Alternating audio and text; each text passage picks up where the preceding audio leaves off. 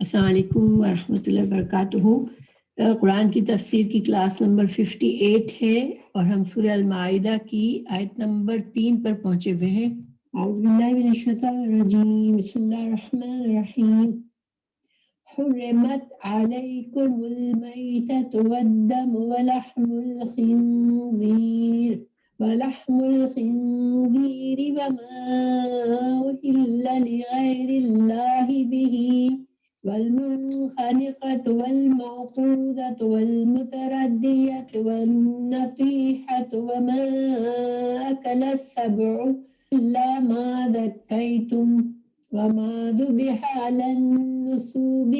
وأن تستقسموا بالأزلام ذلكم فسق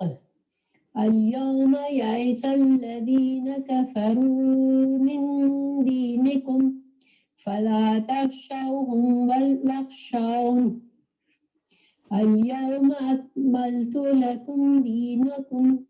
وأتممت عليكم نعمتي ورضيت لكم الإسلام دينا فمن اضطر في مخمصة غير متجانف لإثم فإن الله غفور رحيم۔ آج کی جو آیات ہے وہ بہت اہم ہے حلال اور حرام کے لحاظ سے، ٹھیک ہے؟ اس میں بہت اہم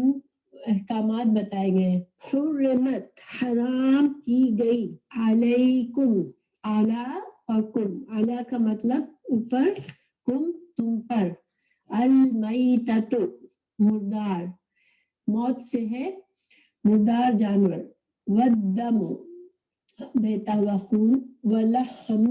اور لحم کہتے ہیں گوشت کو، الخنزیر خنزیر کا گوشت، تو اصل تو خنزیر کی ہر چیز ہی حرام ہے ہمارے لیے، تو خنزیر کا گوشت حرام ہے، وما اور جو اوہلا پکارا گیا، لی غیری غیر کے لیے، یعنی کہ لی غیر اللہ، ہاں اللہ کے علاوہ کسی اور کے نام پر، ٹھیک ہے، بھی ہی ساتھ اس کو، یعنی کہ کسی جانور کو قربان کرتے وقت اللہ کے لیے اللہ کا نام نہیں پکارا گیا بلکہ کسی اور کا نام لیا گیا۔ والمنخنقۃ یہ کیا ہوتا ہے؟ اب یہ موتا کی تفصیل ہے، میت مردار میں کس کو مردار کہا جاتا ہے، جانور میں کس طرح سے مردار ہو جاتا ہے جانور، اس لیے کہ جب ہم ذبح کر دیتے ہیں جانور کو تو وہ بھی مرا ہوا ہوتا ہے، تو پھر اس وجہ سے موت کی تفصیل آئی ہے کہ کون سے مردار جانور حرام ہے۔ منخنقۃ گلا گھونٹ کر مر جانے والا جانور، ٹھیک ہے، ایسا جانور جو خود سے یا تو کہ ایسی جگہ پھنس گیا کہ اس کا گلا گھٹ گیا، یا کسی نے اس کو، کسی اور جانور نے اس کو اس طرح سے دبوچا کہ اس کا گلا گھٹ گیا اور یہ مر گیا۔ منخنقۃ والموقوذۃ وقذا کہتے ہیں چوٹ مارنا، کسی کو مارنا، ٹھیک ہے، تو یا تو کوئی لاٹھی سے مارا جانور کو، یا اس کو کوئی ایسی چیز لگی جس کی چوٹ سے وہ جانور مر گیا۔ موقوذۃ یعنی کہ ایسی چوٹ کی جس سے خون نہیں نکلا اور چوٹ لگی اور جانور مر گیا، ٹھیک ہے۔ جب گلا کاٹتے ہیں تو سارا خون پہلے نکل جاتا ہے، جانور کا رگ کٹ جاتی ہے، خون نکل آتا ہے، لیکن جب موت اس طرح سے ہوتی ہے مارنے سے کہ خون کو نکلنے کا چانس نہیں ملتا اور جانور مر جاتا ہے۔ والمتردیۃ رد سے ہے تو کوئی بلند جگہ سے گر جانا، اس طرح موت واقع ہوئی ہے تو وہ آپ کھانے کے لیے حرام ہے ہمارے لیے۔ نطیحۃ ٹکر لگ جانے سے، تو جیسے اب ایک جانور نے دوسرے جانور کو سینگ سے مارا، یا کسی اور چیز سے زور سے ٹکر لگ گئی اور جانور مر گیا، تو یہ سارے طرح کے مردار جو ہے یہ ایسے سارے مردار ہیں جو مرتے وقت ان کا جسم سے سارا خون نہیں نکلا اور پہلے مر گئے یہ۔ وما اور جو اکلا کھائے، اکلا کھانا، السبع سبع کہتے ہیں درندہ، وحشی درندوں کو سبع کہتے ہیں، بھیڑیے کو بھی بھیڑیا ہے یا چیتا ہے یا شیر ہے وہ درندے سبع کہلاتے ہیں۔ تو کسی درندے نے اس کو مار دیا ہو تو اب درند الا مگر یہ کہ ماں جو دکیتم دکایا دکا جو ہے وہ پاک کرنے سے ہے، تو دکیتم تم نے اس کو حلال کر لیا، اس کو ذبح کر لیا۔ تو یہاں پر یہ جو 4 طرح کی موت بتائی گئی، گلا گھوٹ کر مر گیا جانور، چوٹ کھا کر مر گیا، بلندی سے گر گیا، ٹکر کھا کے مر گیا، یا کسی بھیڑیے نے یا کسی شیر چیتے نے اس کو پکڑا تو وہ مر گیا۔ اب یہ ساری چیزوں میں ایک صورت میں یہ چیزیں حلال ہیں کہ ابھی جانور کی سانس چل رہی ہے، ابھی اس کا پوری طرح سے اس کا دم نہیں نکلا، اس کی سانس چل رہی ہے، ایسے میں تم انسان اسے کوئی تیز چیز سے اس کی رگ کاٹ دے اور اس کا خون نکل جائے تو وہ ذبح، اس نے اللہ کا نام لیا جانور کو اور جانور کو ذبح کر لیا تو پھر وہ جانور جو ہے وہ حلال ہے، اس کو کھا سکتے ہیں۔ ایون کسی درندے نے بھی اس کو پکڑا ہو لیکن اس کو بھگا کر اگر انسان جانور میں بھی جان باقی ہے تو اس کو ذبح کر لیتا ہے تو پھر کیا ہوتا ہے وہ پاک ہوتا ہے، مگر کنڈیشن کیا ہے کہ اس کی جان نکل نہ چکی ہو پہلے سے، ٹھیک ہے؟ اگر جان نکل گئی ایک بار تو پھر، اور اس کی سائن یہ ہوتی ہے کہ جب انسان اس کا گلا کاٹتا ہے تو جانور پڑپڑاتا ہے، اس میں اتنی جان ہوتی ہے کہ وہ ہاتھ پہ مارتا ہے تو وہ پھر اس کو کھایا جا سکتا ہے، وہ حلال ہوتا ہے۔ پھر وما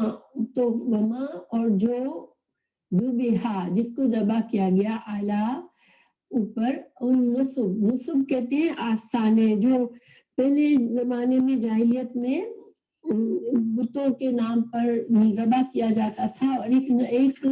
وہاں پر کوئی پتھر نصب کرتے تھے، آستانہ بناتے تھے جہاں پر جانوروں کو ذبح کرتے تھے،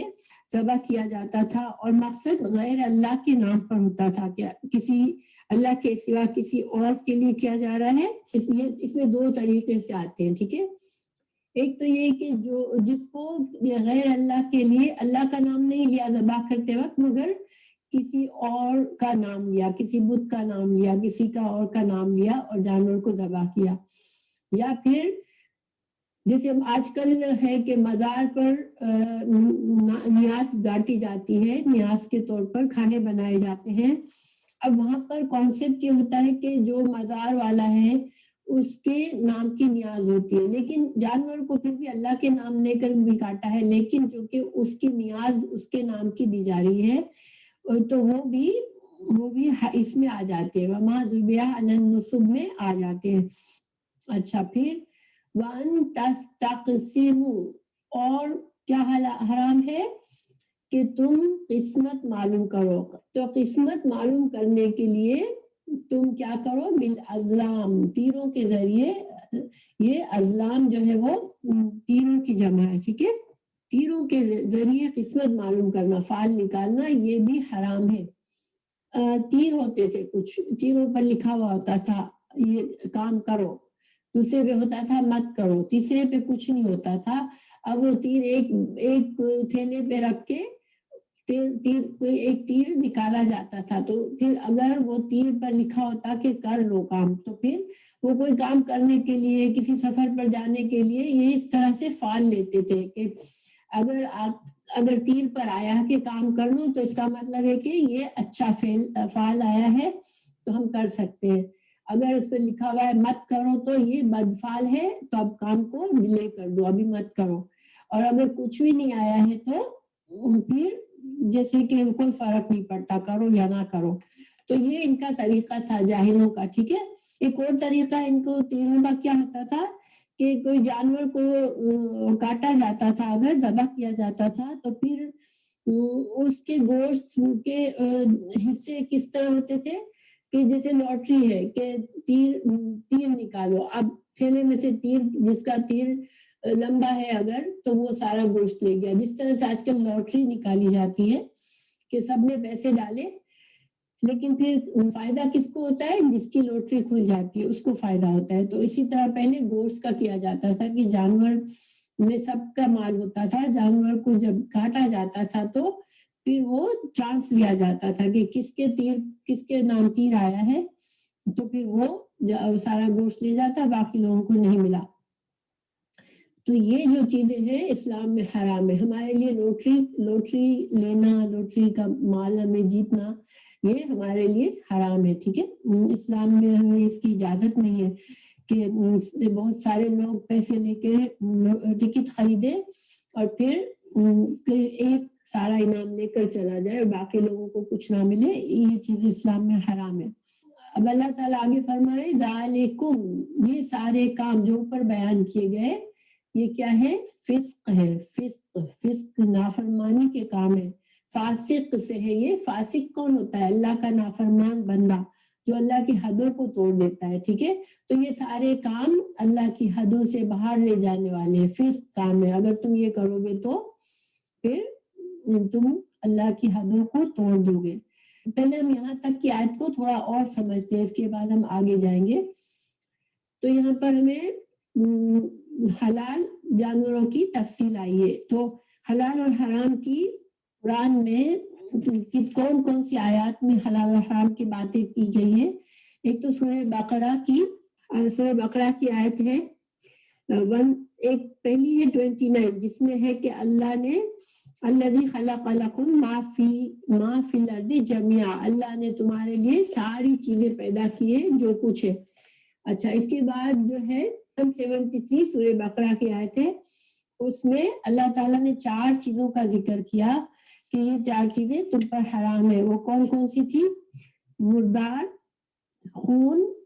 خنزیر کا گوشت اور اللہ کے علاوہ کسی اور کا نام لے کر جانور کو جو ذبح کیا گیا, وہ 4 چیزوں کا ذکر تھا. ٹھیک ہے, پھر سورہ الانعام کی آیت نمبر 145 میں خون کی تفصیل آ گئی کہ خون کون سا حرام ہے تمہارے لیے؟ مسفوحہ, دم مسفوحہ یعنی کہ بہتا ہوا خون. یہ بہتا ہوا خون کون سا ہوتا ہے؟ جب جانور کی گلے کی رگ کاٹی جاتی ہے تو جو خون بہت تیزی کے ساتھ نکلتا ہے, تو اس خون کو پہلے زمانے میں جانور کو کاٹ کے اس خون کو پیالے میں بھر لیتے تھے اور اس کو پیتے تھے. ٹھیک ہے, یہ خون ہمارے لیے حرام ہے. اس طرح سے بہتا ہوا خون حرام ہے. جب ہم گوشت لیتے ہیں تو اس میں بھی تھوڑا خون ہوتا ہے نا, تو ہم اس کو واش کرتے ہیں, پانی ریڈ ہونے لگتا ہے, تو یہ خون جو ہے وہ اس کے اندر سے گوشت کے اندر سے نکلتا ہے, وہ حرام نہیں ہوتا اگر تو جب جانور کو ذبح کرتے وقت اس کا جو خون نکال کے ذبح کیا گیا ہو. ٹھیک ہے, پھر سورہ نحل میں آیا ہے اللہ تعالیٰ نے, سورہ نحل میں بھی یہ انما حرم علیکم المیتۃ والدم ولحم الخنزیر وما اہل لغیر اللہ بہ, انہی 4 چیزوں کا نام آیا ہے سورہ نحل کی 115 میں. پھر یہاں پر سورہ مائدہ کی آیت نمبر 3 میں چونکہ موت اس سے پہلے کی آیات میں صرف مردار حرام ہے لکھا ہوا تھا, اب مردار کی تفصیل آ گئی کہ مردار میں کون کون سی چیزیں حرام ہے. یہ آیت نمبر سورہ مائدہ کی آیت نمبر 3 میں. تو سورہ دوبارہ بولتی ہوں, سورہ بقرہ کی آیت نمبر 173, سورہ انعام کی آیت نمبر 145, سورہ نحل کی آیت 115 اور سورہ مائدہ کی آیت نمبر 3. ان سب میں اللہ تعالیٰ نے جو جانور ہمارے لیے حرام ہے ان کی ذکر کیا ہے, جو چیزیں ہمارے لیے حرام ہے ان کا ذکر کیا ہے. ٹھیک ہے, تو گویا قرآن کی روح سے یہ چیزیں ہمارے لیے حرام ہے. پھر آپ صلی اللہ علیہ وسلم نے ہمیں قاعدہ بتایا ہے حرام اور حلال کے لیے. تو سب سے پہلی بات یہ بتائی کہ اصل کے لحاظ سے ہر چیز مباح ہے. مباح کہتے ہیں کہ جس کو جائز ہے. انسان, اللہ نے جو کچھ پیدا کیا ہے دنیا میں وہ انسانوں کے لیے پیدا کیا ہے, کیونکہ اللہ تعالیٰ نے فرمایا سورہ بقرہ کے آیت 29 میں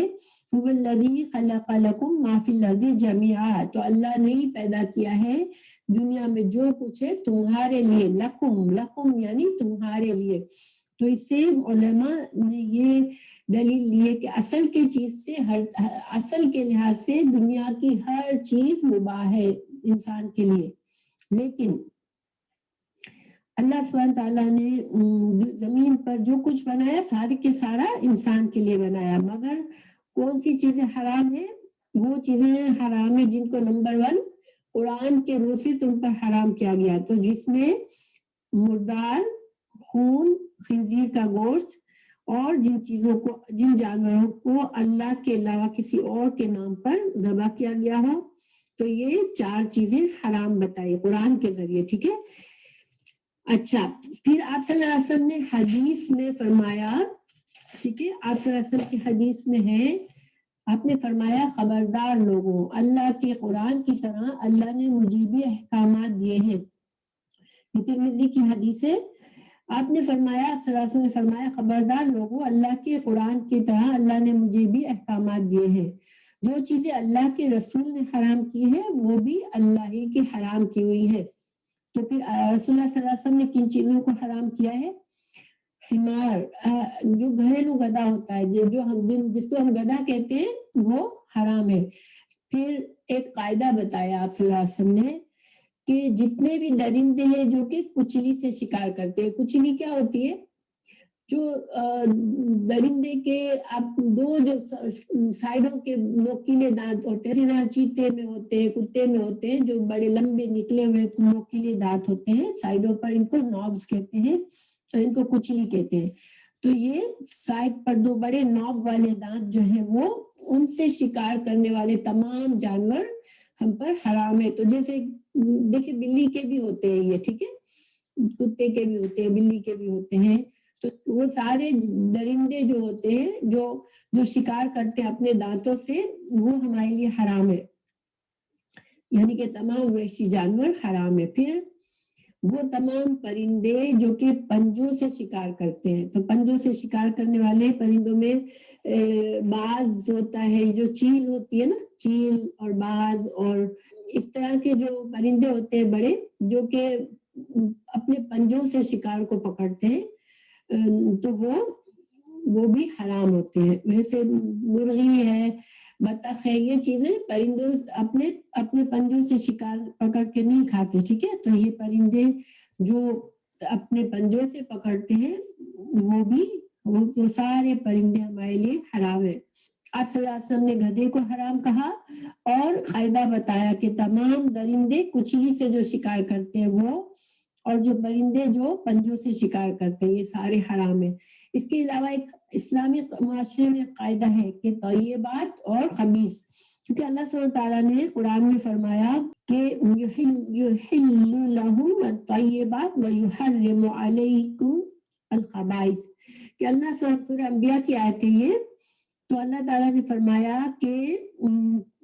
تمہارے لیے اللہ نے تمام طیبات کو حلال کیا ہے اور خبائث کو حرام کیا ہے۔ تو جو اسلامی معاشرے میں کسی چیز کو طیب سمجھا جاتا، طیب کا مطلب ہوتا ہے پاک، صاف ستھری چیز، اور دیکھنے میں بھی اچھی ہو، اور جیسے کہ اس کو اچھے ذریعے سے، حلال ذریعوں سے حاصل کیا گیا ہو، وہ طیب ہوتی ہے۔ تو اسلامی معاشرے میں تمام پاک، صاف ستھری، تو تمام طیب چیزیں اسلامی معاشرے میں حلال سمجھی جاتی ہیں، اور تمام خبیث چیزیں، خبثہ طیب کی ضد ہے۔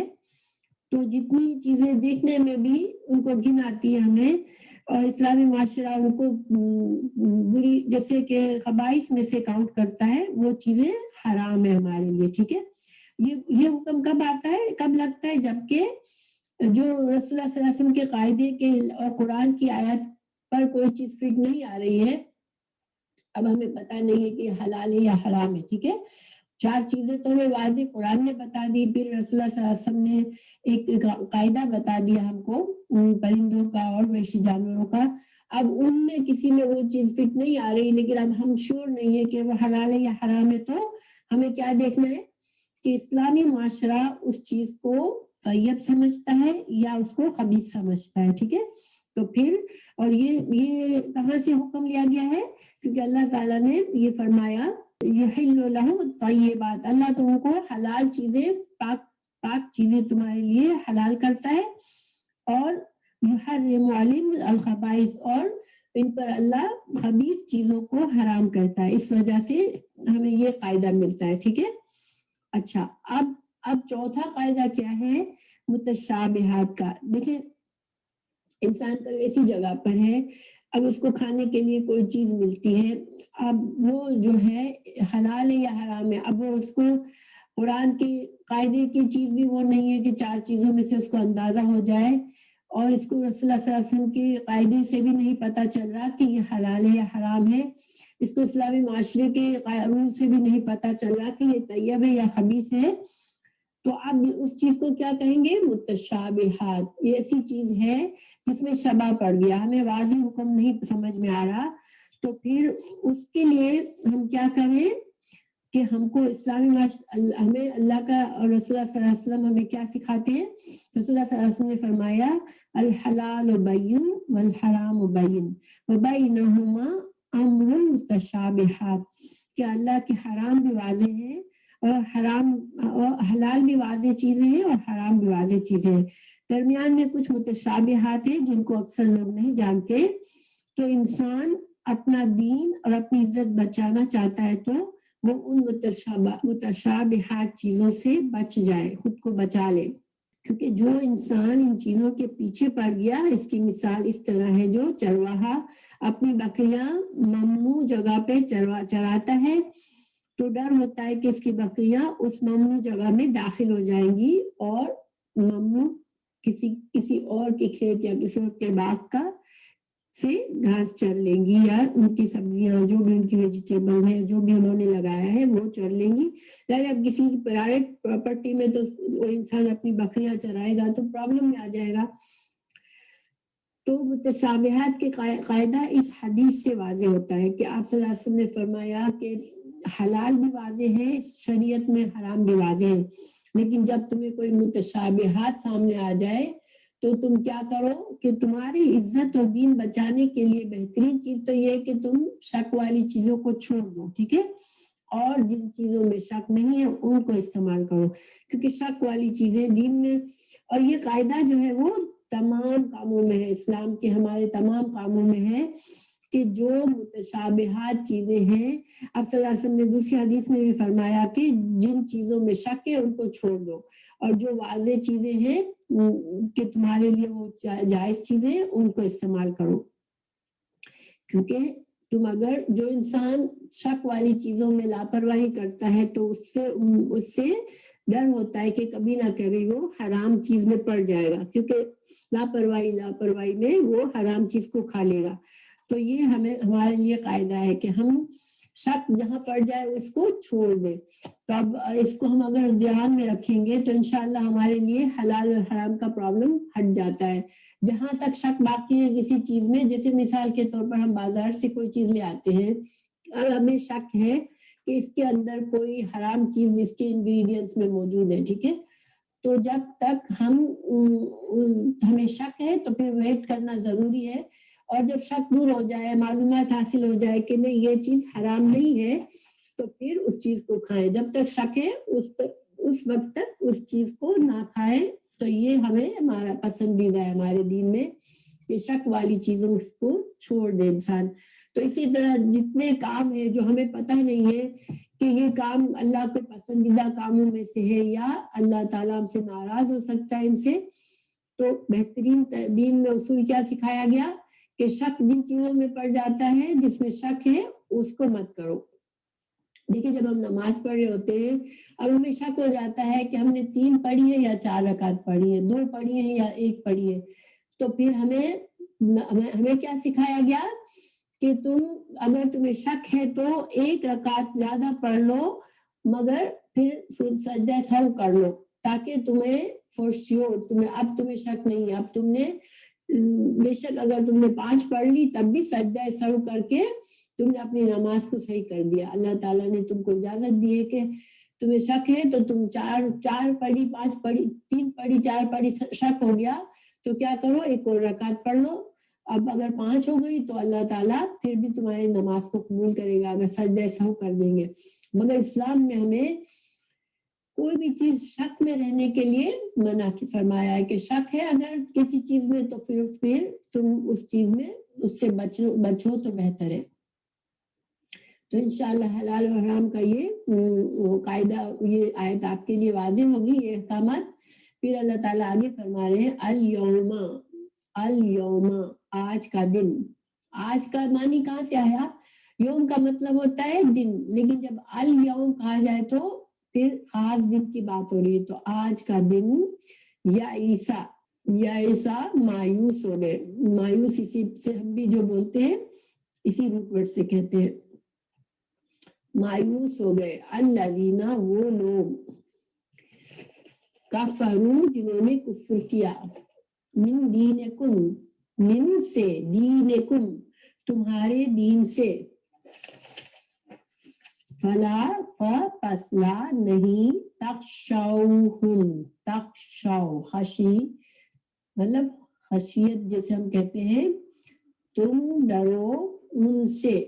وخشونی، و اور اخشو، تم ڈرو نی، الیوم آج کا دن، اکملت، کمال سے ہے، کمال تک کوئی چیز کب پہنچتی ہے؟ جب مکمل ہو جاتی ہے۔ میں نے پورا کیا، علیکم، تم پر، نعمتی، میری نعمت، رضیت، راضی ہونے سے ہے، میں راضی ہوا یعنی کہ میں نے پسند کیا، لکم، تمہارے لیے، الاسلام، اسلام کو، دینن، بطور دین۔ اب اس آیت پر غور کرتے ہیں، الیوم اکملت لکم دینکم، آج کا دن میں نے مکمل کر دیا تمہارے لیے تمہارا دین، واتممت علیکم، اور تم پر پوری کر دی میں نے، تمام کر دی میں نے اپنی نعمت، وردیت لکم الاسلام دینا، اور میں نے تمہارے لیے پسند کر لیا دین اسلام کو۔ سبحان اللہ، کتنی پیاری آیت ہے۔ گویا اللہ تعالیٰ میں بتا رہے ہیں کہ جس پر ہو، جس دین پر ہو، وہ میرا پسندیدہ دین ہے، اور میں نے اس دین کو تمہارے لیے مکمل کر دیا، اور میں نے اپنی نعمت، اللہ کی نعمت کیا ہے یہاں پر؟ اللہ کا دین کے احکامات، تو تمام مکمل کرنے سے کیا مطلب ہے کہ تمام دین کے ارکان، فرائض کیا ہے، اور دین میں اللہ نے کیا فرض کیا ہے ہم پر، اور طریقے دین کے کیا بتائے ہم کو، اور تمام حدود اور احکامات اللہ نے اب مکمل کر دیے۔ آج کے دن کافر تم سے مایوس ہو گئے۔ کیوں مایوس ہو گئے کافر؟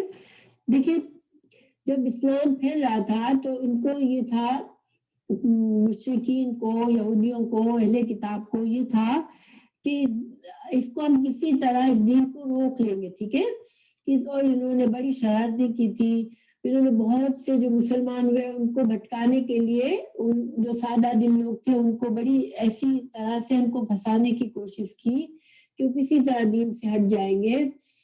تو ان کو امید کیا تھی کہ کسی نہ کسی طرح شاید یہ مسلمان جو ہیں وہ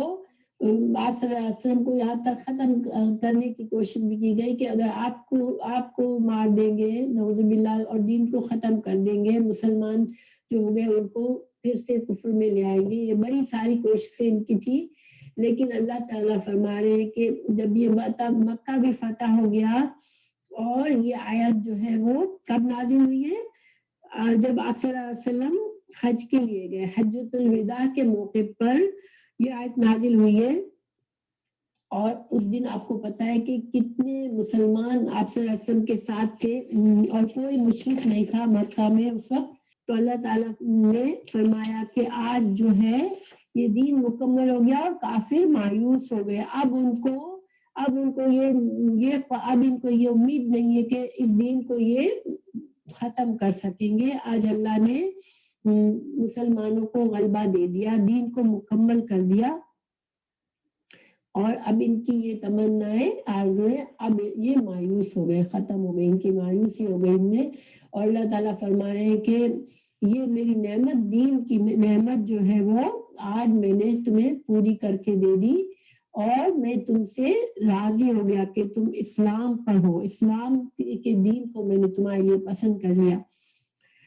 تو اس سے علماء کہتے ہیں کہ دین میں اللہ تعالیٰ نے خود فرمایا ہے کہ اللہ نے مکمل دین دے دیا رسول اللہ صلی اللہ علیہ وسلم کو. تو اب آپ کے بعد اگر کچھ نئے طریقے دین میں آئے ہیں تو وہ کیا ہے؟ وہ بدعت ہے، وہ دین کا حصہ نہیں ہے. کیونکہ آپ صلی اللہ علیہ وسلم کی حدیث ہے کہ من احدث فی امرنا ھذا ما لیس منہ فہو رد. جو ہمارے اس دین میں کوئی نئی چیز شروع کر دے تو وہ اس میں سے، جو اس میں نہیں تو وہ مردود ہے، وہ چیز مردود ہے. تو دین کا چاہے ہمیں کس سے بھی، ہمیں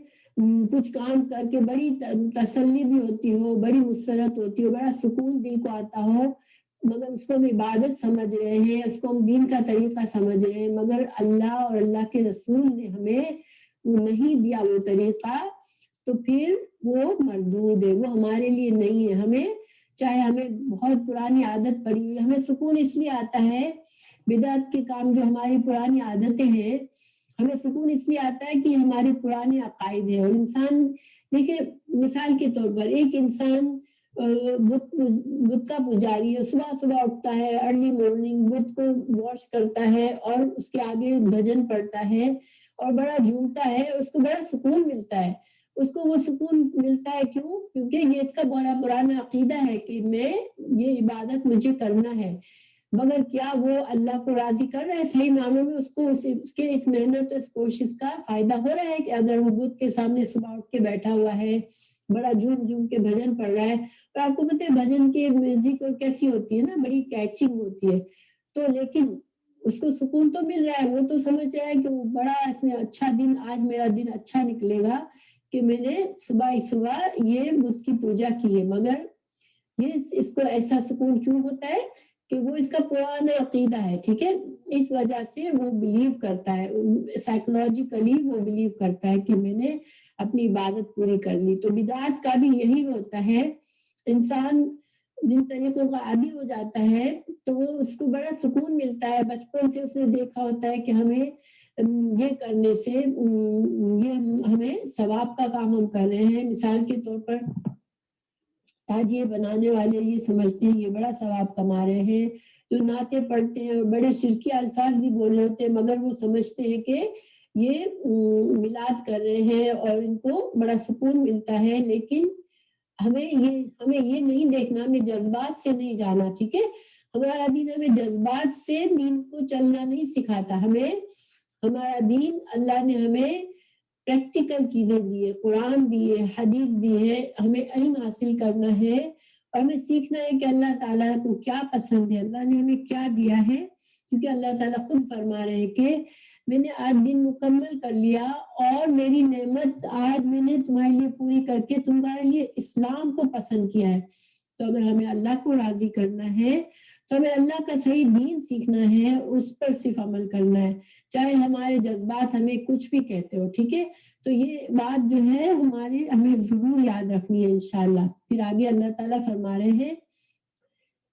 فمن، تو جو کوئی جو ضرر سے ہے، یہ ضرر مجبور ہو گیا، جو بہت مجبور ہو گیا، فی مخمصۃ بھوک میں، ٹھیک ہے، بھوک نے اس کو بے حال کر دیا ہوا ہے، وہ اتنا مجبور ہو رہا ہے، لیکن غیر متجانف، مائل ہونے والا نہیں ہے. جانفا کہتے ہیں ایک سائڈ لینا، تو مائل ہونے والا نہیں ہے گناہ کی طرف، اس کا دل نہیں ہے کہ وہ گناہ کرے. اسم گناہ کی طرف اس کا دل نہیں لگا ہوا، مگر اس کو اس کی بھوک نے اسے بے حال کر دیا ہے، اس کو کوئی کھانے کو نہیں ہے، اور وہ اب کیا کرے؟ تو پھر کیا کرے؟ ان حرام چیزوں میں سے کچھ کھا سکتا ہے. اور اس کی تفصیل بھی دوسری جگہ اللہ نے فرمائی ہے کہ غیر باغ ولا عاد. سورہ بقرہ میں اللہ نے فرمایا ہے کہ تمہیں اجازت تو ہے، اگر تمہاری بھوک سے تم بےحال ہو رہے ہو، کچھ اور نہیں ہے، اضطراب کی حالت ہے، تو اگر اب صرف حرام چیزیں موجود ہیں تو نہ تمہارے دل میں حرام کی خواہش ہو اور نہ تم اس کو جی بھر کے انجوائے کر کے کھانے والے ہو، بس تم اپنی بھوک کی اضطراری کیفیت کو اور اپنی جان بچانے کے لیے کھا رہے ہو، تو تم یہ جو پیچھے سارے حرام چیزیں بتائی گئی اس میں سے کچھ کھا سکتے ہو، ٹھیک ہے۔ فَإِنَّ اللَّهَ، تو بے شک اللہ تعالیٰ غفور بخشنے والا ہے، رحیم رحم فرمانے والا ہے۔ لیکن بہت سے لوگ اللہ کی رخصتوں کو بہت خود ہی اپنی مرضی سے اس کو بڑی وسعت دے دیتے ہیں۔ مثال کے طور پر اگر ہم یہاں پر آئے ہوئے ہیں، ہم یہاں رہ رہے ہیں، اب ہم کہیں کہ اب تو خیر ہر کارنر پہ حلال چیزیں مل جاتی ہیں، لیکن پہلے لوگ یہ بہانہ بناتے تھے کہ بھئی ہم یہاں رہتے ہیں، کیا کریں، حلال چیز تو قریب نہیں ملتی تو ہم ہر چیز کھا لیتے ہیں۔ لیکن پھر ایسے میں یہ ہم اپنی مرضی سے اگر آئے ہوئے تو ہمیں پوری کوشش کر کے ہمیں حلال ہی چاہیے، حلال پر ہی اکتفا کرنا ہے ہمیں۔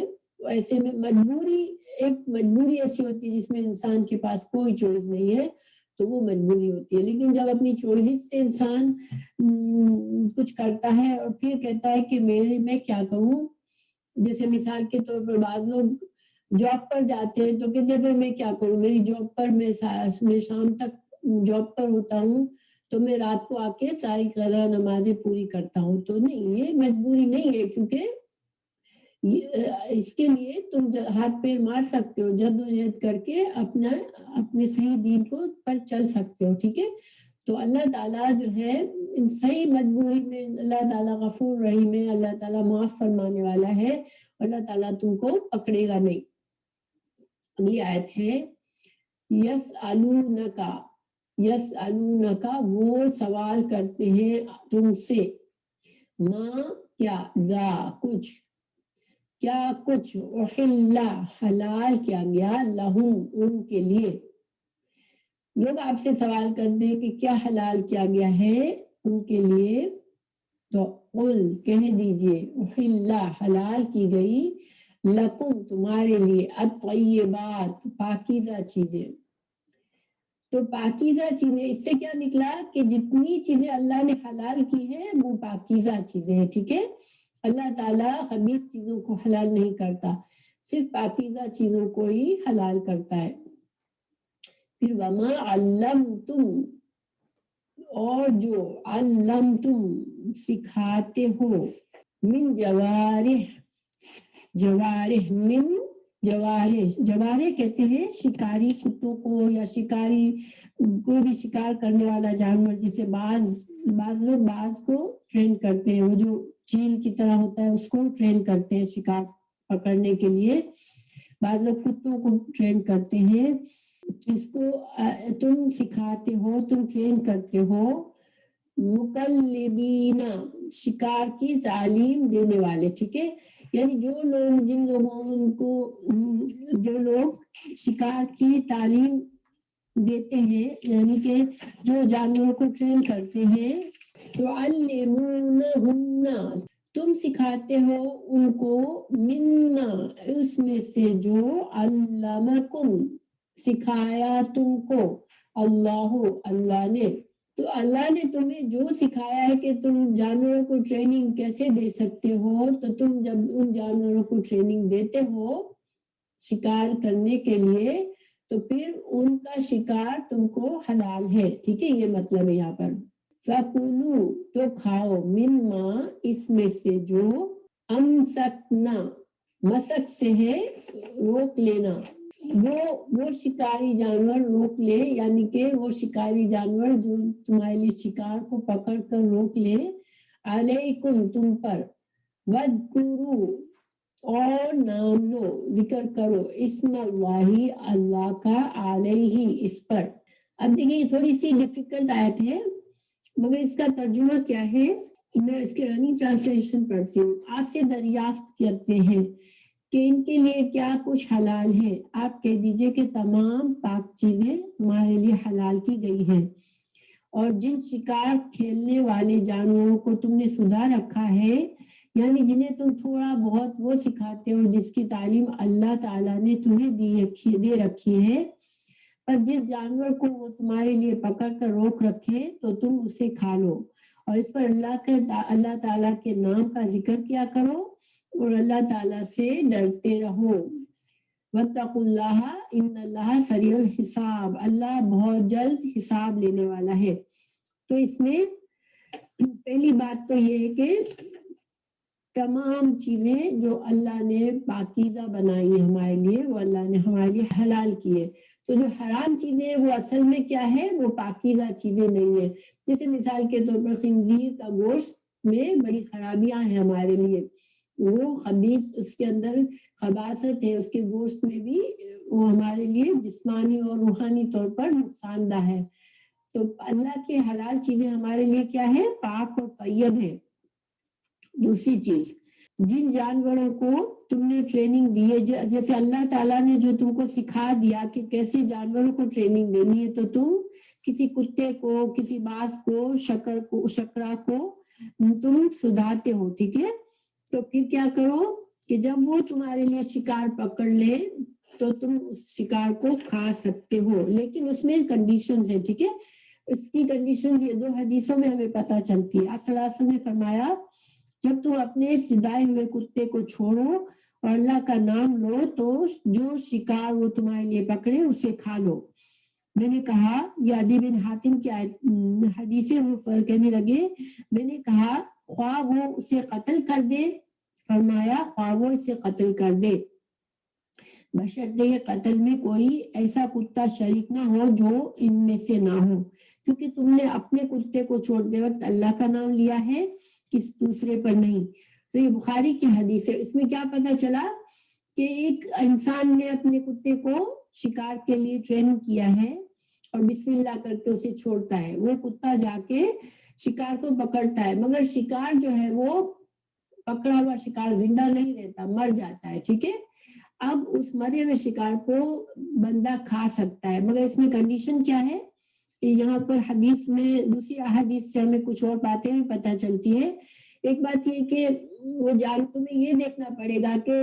جب کتے نے جانور کو پکڑا تو اگر وہ مر گیا ہے تو کیا وہ جانور کا خون نکلا تھا یا وہ اس طرح سے مرا ہے کہ کہیں سے خون نہیں نکلا اور جانور مر گیا ہے۔ تو اس میں ہمیں یہ دیکھنا ہوتا ہے کہ جانور کا خون نکلنا ضروری ہے، یعنی جانور اگر گلا گھٹنے سے مر گیا، جیسے مثال کے طور پر کتے نے اس طرح پکڑا کہ جانور کا دم گھٹا اور وہ گلا گھٹنے سے مر گیا، تو اب وہ جانور نہیں کھا سکتے۔ لیکن اگر اس طرح سے پکڑا کہ اس کے زخم لگ گیا، اس کا خون نکل گیا اور وہ مر گیا، تو چاہے مر گیا یا چاہے زندہ ہے، دونوں صورتوں میں کھا سکتے ہو۔ لیکن کنڈیشن کیا ہے کہ تمہارے سدھائے ہوئے کتے نے خود کھانا نہ شروع کر دیا ہو، پکڑ کر پھر جب تم پہنچے کتے جہاں تک کتا تھا وہاں پہنچے تو کتا خود کھا رہا ہو تو پھر اس کو نہیں کھانا۔ کیوں کہ سدھایا ہوا کتا صرف مالک کے لیے پکڑتا ہے، اگر وہ خود کھانے لگتا ہے تو وہ ایسے مالک کے لیے نہیں پکڑا ہے، تو پھر وہ جانور ہمارے لیے حلال نہیں ہوتا۔ نمبر 1 وہ جانور اس طرح مرا ہو کہ اس کا خون نکلا ہو۔ نمبر 2 وہ جانور کتے نے اسے پکڑا ہے اگر تو اس کو خود بیٹھ کے کھا نہیں رہا ہے بلکہ اس نے پکڑ کے بس انتظار کر رہا ہے مالک کا۔ اور نمبر 3 وہاں پر کوئی اور کتا جانور تمہارا شکار بھی مرا ہوا پڑا ہے، کتا بھی ہے لیکن خون بھی نکلا ہے، مگر وہاں پر دوسرا کتا بھی موجود ہے جو تم نے نہیں چھوڑا تھا، تو اب مت کھاؤ۔ کیوں؟ کیونکہ اب جو ہے شک پڑ گیا کہ کون سے کتے نے اس کو مارا، بیکاز تم نے تو صرف اپنے کتے کو بسم اللہ کر کے چھوڑا تھا، ہو سکتا ہے کہ دوسرے کتے نے پہلے اس کو مار دیا ہو، تو یہ ساری شرائط دیکھنی ہوتی ہے۔ اب ایک اور بات یہ ہے، دوسری حدیث بھی ہے یہاں پر،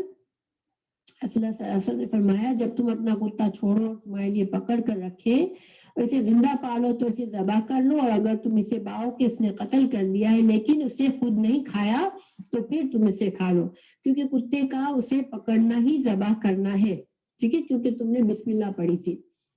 اب اس سے یہ بھی دلیل نکلتی ہے کہ انسان کتے کو پال سکتا ہے، لیکن آپ کو پتا ہے کہ اسلام میں کتے کو پالنا جائز نہیں ہے. تو گویا کہ کتے کو سرٹن چیزوں کے لیے جائز ہے پالنا. نمبر ایک شکار کے لیے تم نے اس کو ٹرین کیا ہے اور وہ تمہارے لیے شکار کرتا ہے اور تم اس پر ڈیپینڈ کرتے ہو اس شکار پر, تو پھر تم اس کو پال سکتے ہو. نمبر 2, تمہارے پاس دوسرے جانور ہے, بھیڑ بکریاں ہیں, کھیت ہے, تمہارا جانور ہے. اب ان جانوروں کی حفاظت کے لیے کتے کو پالنا ہے تو پال سکتے ہو. ان ریزنز کے علاوہ کتے کو انسان اپنے فن کے لیے, اپنے شوق کے لیے پیٹ کے طور پر کتے کو پالنا حرام ہے, اسلام میں جائز نہیں ہے. جو ایسا کرتا ہے وہ اس کا ہر دن کو ایک قیراط کا گناہ ملتا ہے اس کو. قیراط بہت بڑی بھاری وزن کو کہتے ہیں. تو اگر انسان صرف اپنے پلیزر کے لیے کتے کو پالتا ہے تو اس کو ہر دن, جتنے دن اس کے پاس کتا ہے, اس کو ایک قیراط کا گناہ ہوتا ہے. اور دوسری بات, ہم کو حدیث صحیح مسلم کی حدیث ہے کہ کالا کتا شیطان ہوتا ہے, اس کو مار دو. تو کوشش یہ کرنی چاہیے ایون شکار کے لیے بھی اور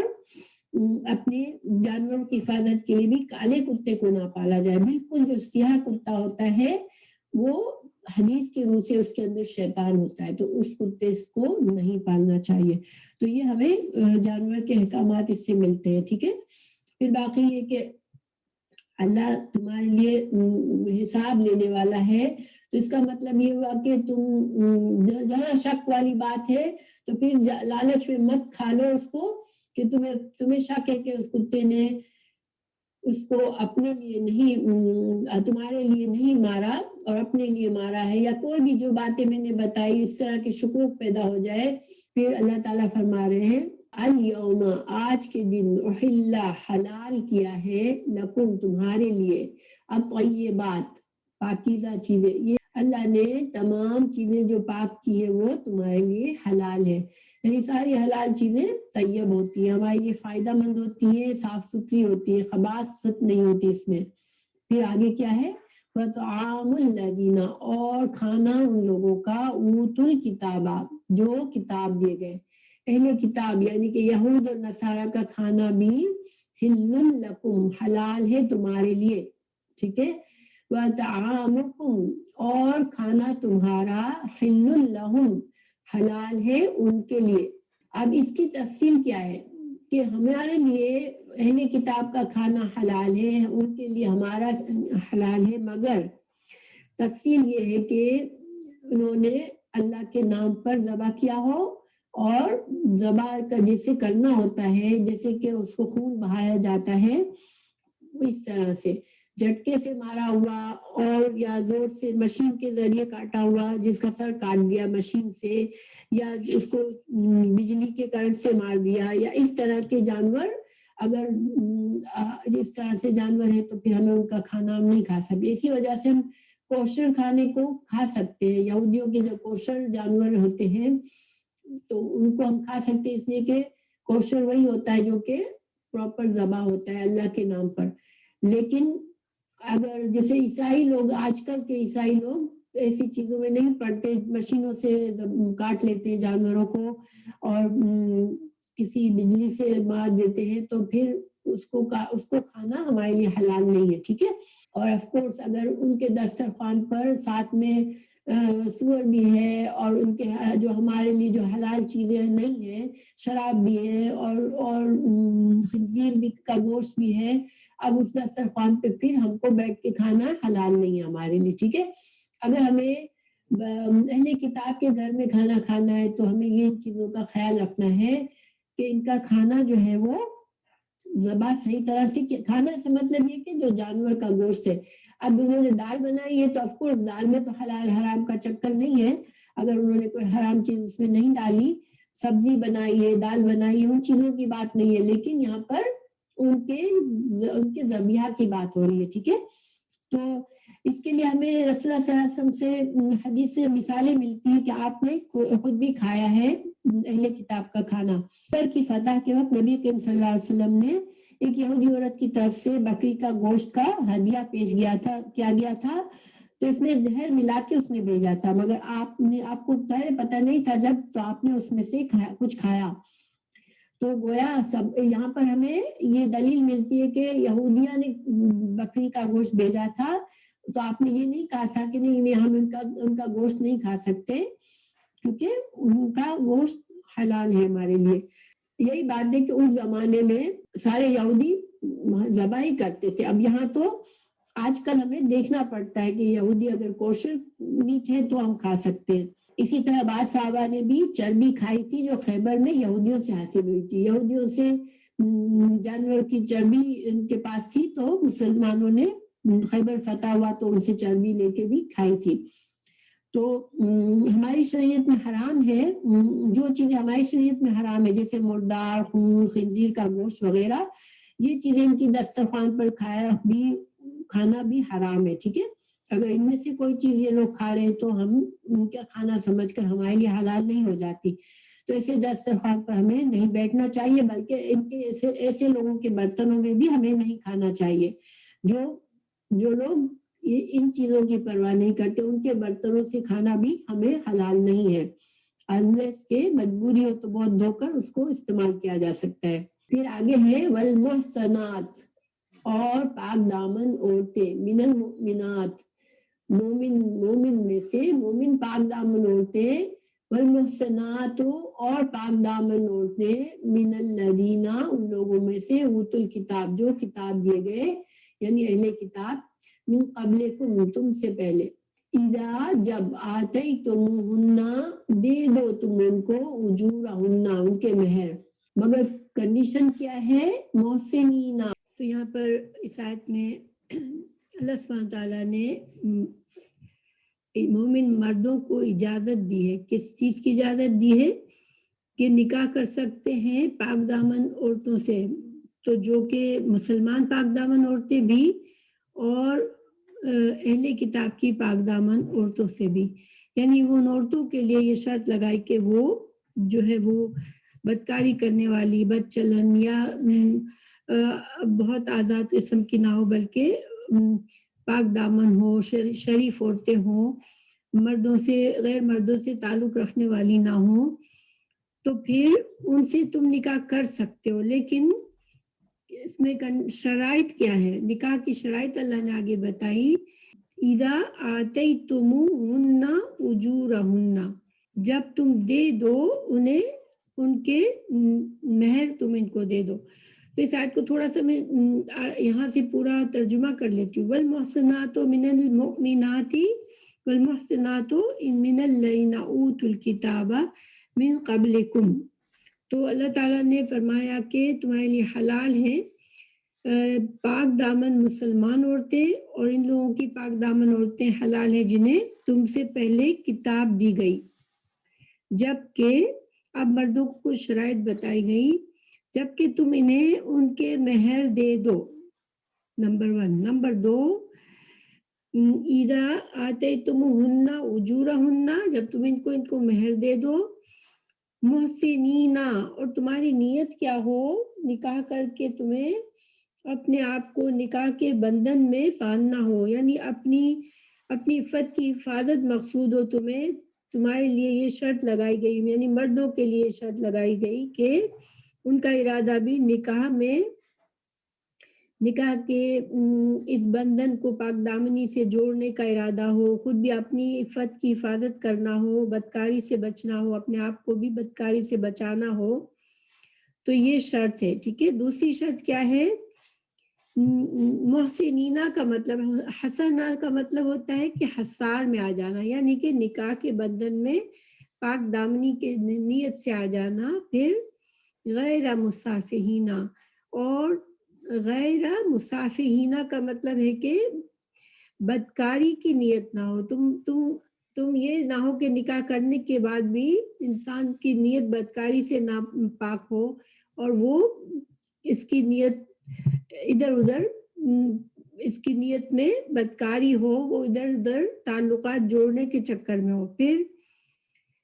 ولا متخذی اخدان، اور نہ ہی تم چھپ چھپ کے عورتوں سے تعلق کرنے والے ہو، مخفی طور پر ان سے محبت کے رشتے جوڑنے والے ہو، تو تمہارے اندر یہ ساری چیزیں نہ ہو، تمہاری اپنی نیت بھی جس طرح عورتوں کے لیے پاک دامنی کی شرط لگائی گئی، اسی طرح مردوں کے لیے بھی شرط لگائی گئی کہ نکاح کے اس پاکیزہ بندھن میں جب تم خود کو باندھو تو تمہاری اپنی نیت بھی پاک صاف ہونی چاہیے۔ تو پھر آگے فرمایا یکفر، اور جو کوئی کفر کرے گا بالایمانی، ایمان کے ساتھ، یعنی جس کو اللہ نے ایمان کی نعمت دی اب وہ اس ایمان کے بعد کفر کرے گا، یعنی کہ اپنے ایمان کی حیثیت نہیں پرواہ نہیں کرے گا، عشق اور محبت کے چکر میں وہ کسی ایسی عورت سے شادی کرے گا اہل کتاب کی جس میں یہ خصوصیات نہیں ہے، تو وہ کیا کرے گا، اپنے ایمان کو خطرے میں ڈالے گا، تو فقد، تو اس نے حبیطا، ضائع کر دیا، عملہ، اپنا عمل، یعنی اس نے اپنے آپ کو خسارے میں ڈال دیا۔ اگر انسان غیر مسلم عورت کے لیے، اہل کتاب کی عورت کے لیے وہ اپنے مذہب کو پرواہ نہیں کر رہا اور وہ اس کی خصوصیات کو نہیں دیکھتا، تو پھر اس نے اپنے ایمان کو داؤ پہ لگا دیا اور وہ نقصان میں پڑ گیا، اپنے تمام پچھلا ایمان بھی ضائع ہو گیا۔ اگر اس عورت کے ساتھ اس کا ایمان خراب ہوتا ہے، آگے چل کے وہ اپنے دین سے ہٹ جاتا ہے، اس کا پچھلا بھی سارا ضائع ہو گیا۔ وہ اور وہ شخص فی الآخرت، آخرت میں من الخاسرین، نقصان اٹھانے والوں میں سے ہے۔ تو یہاں پر واضح طور پر ہمیں بتا دیا گیا کہ اہل کتاب کی عورتوں سے کن کنڈیشن میں شادی ہو سکتی ہے مگر انسان اپنے ایمان کو داؤ پر نہ لگائے، ٹھیک ہے۔ تو یہاں پر یہ اشارہ ہے کہ دیکھیں انسان کا ایمان جو ہے وہ سب سے زیادہ قیمتی چیز ہے، ٹھیک ہے۔ تو چونکہ یہاں پر حلال حرام کی تفصیل آگے آئی، پھر اس کے بعد نکاح کے بارے میں بتایا گیا، پھر اہل کتاب کی عورت سے نکاح کی بھی اجازت دی گئی، تو اب ان سب میں انسان کو یہ ساری ہمارے پاس انسان جو ہے وہ اپنی زندگی کے یہ فیصلے کرتا ہے، ان چیزوں کو استعمال کرتا ہے۔ نکاح کے وقت بھی انسان اپنی بیوی کے بارے میں یہ سوچتا ہے کہ کس چیز کو مجھے ترجیح دینی ہے، کیسی عورت کو ترجیح دینی ہے۔ تو ان ساری باتوں میں انسان کو اپنے ایمان کو مقدم رکھنا چاہیے کہ ایسا نہ ہو کہ اپنی خواہشات کو پر کسی اور وجہ سے انسان اگر نکاح کرتا ہے عورت کی خوبصورتی کی وجہ سے اور اس سے بہت زیادہ متاثر ہے، اس کے پاس مال ہے، اس کے پاس کچھ اور ایسی چیزیں ہیں جو اس کو پسند ہے، لیکن اس کے پاس ایمان نہیں ہے اور نہ ہی وہ عورت اس قسم کی ہے کہ وہ ایمان سے کوئی دلچسپی ہے، تو پھر ایسی عورت سے شادی کرنے کے بعد انسان جو ہے اس کا اپنا ایمان بھی خطرے میں پڑ سکتا ہے کہ وہ ایسی عورت کے ساتھ اب زندگی گزار رہا ہے جس کو ایمان سے کوئی دلچسپی نہیں ہے، اس کو مذہب سے کوئی دلچسپی نہیں ہے، تو پھر انسان کے اپنے ایمان پر بھی اثر آ سکتا ہے اور اپنے ایمان کو بھی لوز کر سکتا ہے۔ اس لیے اللہ تعالیٰ نے یہاں پر ایک طرح سے تنبیہ کر دی کہ جس نے ایسا کیا اس نے سارے اپنے اعمال ضائع کر دیے، جس نے اپنے ایمان کو خراب کر دیا تو پھر اس کے جو بھی پچھلے اچھے اعمال ہیں وہ بھی ضائع ہو سکتے ہیں اور اس کا ایمان بھی ضائع ہو سکتا ہے اور وہ آخرت میں خسارے میں پڑ سکتا ہے۔ کیونکہ شوہر اور بیوی کا تعلق ایسا ہے کہ انسان ایک لباس، اللہ تعالیٰ نے فرمایا یہ لباس ایک دوسرے کے لیے تم لباس کی حیثیت رکھتے ہو، ایک دوسرے کی انسان کی زندگی میں اثر آتا ہے بہت زیادہ، تو پھر انسان کو نکاح کے وقت سب سے زیادہ ترجیح اس کو اپنے ایمان کی فکر کرنی چاہیے کہ ایسا ساتھی، ایسی عورت سے نکاح کرے جو اس کے ایمان کو نقصان دینے والی نہ ہو۔ تو انشاءاللہ یہ ہمارا سبق پورا ہوا۔